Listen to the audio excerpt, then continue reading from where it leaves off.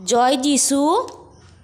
যিশু উচ্চস্বরে বলিলেন যে আমাতে বিশ্বাস করে সে আমাতে নয়, কিন্তু যিনি আমাকে পাঠাইয়াছেন তাহাতেই বিশ্বাস করে, এবং যে আমাকে দর্শন করে সে তাহাকেও দর্শন করে যিনি আমাকে পাঠাইয়াছেন।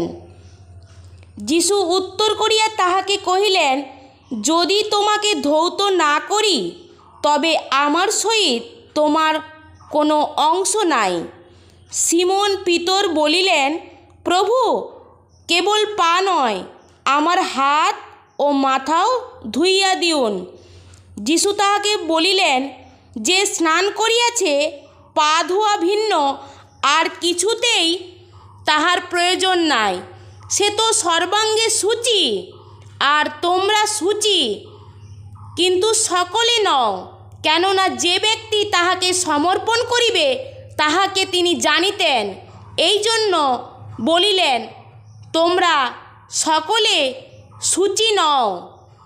যখন তিনি তাহাদের পা ধুইয়া দিলেন আর আপনার উপরে বস্ত্র পরিয়া পুনর্বার বসিলেন, তখন তাহাদিগকে কহিলেন, আমি তোমাদের প্রতি কি করিলাম জানো?